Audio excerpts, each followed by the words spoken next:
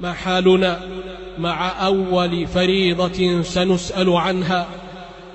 ما هي استجابتنا لقوله سبحانه لنبيه: وأمر أهلك بالصلاة واصطبر عليها؟ إن مما يؤسف له عباد الله أن التفريط في شأن الصلاة والجماعات أصبح ظاهرة في بلدان كثير من المسلمين إلا ما رحم ربي. وقلب نظرك أخي المبارك وقارن بين أعداد المصلين في صلاة الفجر ثم بعدها بساعة في مواكب الناس خارجة لعملها، يرتد إليك الطرف خاسئا وهو حسير.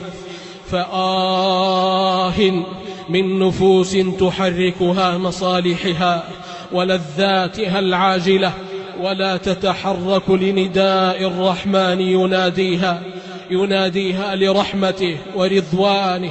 فيا كل مقصر في صلاته، الأمر خطير جد خطير والوعيد شديد، وترك الصلاة بريد موصل للنفاق والكفر، ولا حظ في الإسلام لمن ترك الصلاة.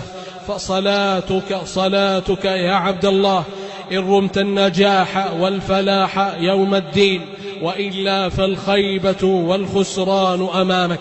قال عليه الصلاة والسلام: إن أول ما يحاسب به العبد يوم القيامة من عمله صلاته، فإن صلحت فقد أفلح وأنجح، وإن فسدت فقد خاب وخسر.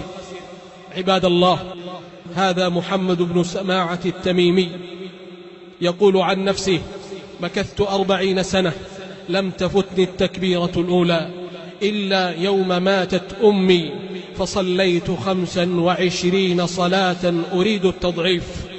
هذا سعيد بن عبد العزيز التنوخي إمام الشام في عصره، كان إذا فاتته صلاة الجماعة بكى رحمه الله.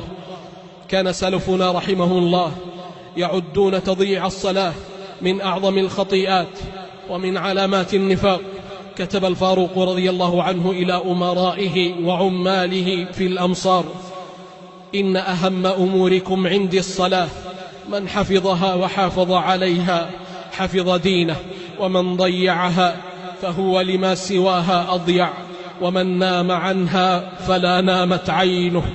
هذا ابن مسعود رضي الله عنه يحدثنا عن رأي أهل عصره في من تخلف عن الصلاة فيقول: ولقد رأيتنا وما يتخلف عنها إلا منافق معلوم النفاق، ولقد رأيت الرجل يهادى بين الرجلين حتى يقام في الصف. وفي هذا يقول ابن عمر: كنا إذا فقدنا الرجل في الفجر أو العشاء أسأنا به الظن. اللهم يا حي يا قيوم اجعلنا مقيمين الصلاة. اللهم علق قلوبنا بالمساجد، واجعل الصلاة قرة أعيننا، واجعل راحتنا وأنسنا فيها يا رب العالمين.